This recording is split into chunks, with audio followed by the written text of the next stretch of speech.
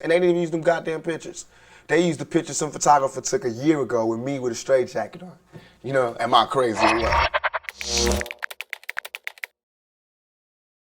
I was having concerts, they were sold out, white boys, Mexicans, blacks, and they would do whatever I said. I could tell all those people in the audience to turn around in a circle, and they would do it. I was having love, I mean like undeniable love, and I was scared. I was scared that I would come to a town and I have the leader of the gang there telling me, what do you need? I was scared, but so was America. So was somebody else, because all of a sudden I had all kind of legal problems. And you have to think about this. I had a clean record for 20 years. A clean record, living in the ghetto, in the gutter, no record. What about my morals then?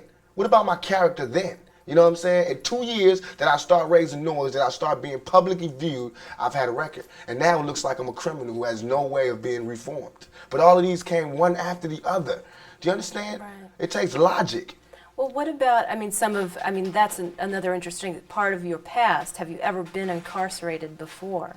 Have I ever been incarcerated? Yeah. No, not for longer than a day. Long enough for somebody to take me. You know, the police can arrest anybody they want, put them in jail. But if you stay there, that, you know what I'm saying, I haven't stayed anywhere. I've been arrested a lot, put in the cell, and they come and get me when I call my lawyer. You know what I'm saying? But I'm an innocent type of guy. Well, I wanted to bring up, obviously tomorrow is a big day. You're being sentenced tomorrow. Yes. And, we're sitting here in 24 hours, you'll know what the situation's going to be. Are you thinking about the prospect of going to jail? First I was like, I'm not going to jail. I was like, if they try to come get me for something I didn't do, I'm gonna open fire. You know what I'm saying? But I can't do that because it's not just me anymore. You know what I'm saying? That's what they expect. If I have to, if God sees it fit for me to spend time in a cell, if he wants my brain to be inside of a cage, if he's brought me so far from hell to put me here, and now he wants me to go to jail, I'll go. You know what I'm saying? If that's where I'm meant to be. But I don't think so. I don't think so. You know what I'm saying? I don't really believe in my heart that I belong in jail. I don't believe I did anything to warrant me going to jail. Okay. What do you think, if you do go to jail, is to be expected because you are a known personality? I'm going to ask to be put in solitary confinement, and I'm going to do push-ups and read books and come out weed-free, smoke-free, and with a degree or some shit. You know what I'm saying?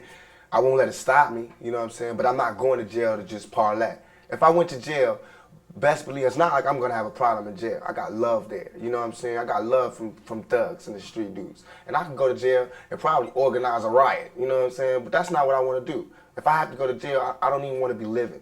I wanna just cease to exist for however long they have me there. And then when I come out, I'll be reborn, you know what I'm saying? I'll be taking less problems. And my mind will be sharper and the venom will be more potent, you know what I'm saying? So they shouldn't send me there. They should really try to, you know, it's like you don't throw more gasoline on the fire to put it out. Mm-hmm. What about, this is one step and there's some other, cases that are going to be coming up. What has changed for you? And you mentioned the last 2 years is when everything started to happen one after the other. What changed for you in these 2 years? How is your life now different than it was before? Like I said, it was no spot for Tupac. It's not like there was somebody like me before and I moved into the spot so I can ask him how he did it. You know what I'm saying? There was no spot here. Nobody wanted to be, the person that thugs and the street people could rally around. Nobody wanted to be that. So when I was that, I couldn't handle it. You know what I'm saying? I could handle it, but not right away. Of course, I had problems. I was making mistakes that anybody would make when you have 14,000 people ready to do whatever you want. You know what I'm saying? When you have all over the country people waiting to hear what you want to do. You know what I'm saying? This thug life code, we have a code putting order to the violence on the streets. And when they all listening to you, I got people in the penitentiary, you know what I'm saying, big time OG criminals who are calling me, telling me they want me to lead their movement. I mean, I'm gonna have a problem, you know what I'm saying? I'm gonna have a small identity crisis here, you know what I'm saying? Because, like I said, I was from a single father, a single mother with no father, no male figure. Now I got every man in America who wants to take an order from me, you know what I'm saying? Who wants to know what I wanna do, or, what's my plan for young black males. And that makes me scared, but that makes me wanna rise to the occasion, you know what I'm saying? What makes me wanna give my whole life to them, and I will give my whole life to this plan that I have for thug life.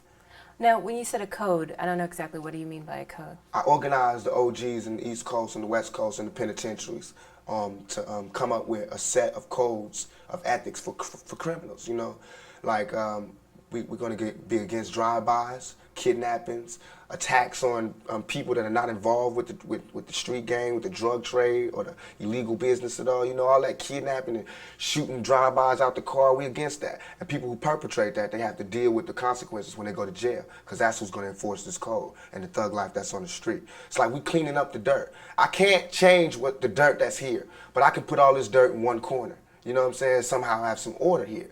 And for that, they need to give me a little leg room. You know what I'm saying? Let me do what I want to do, because nobody else is going to do it. Nobody else wants to do it.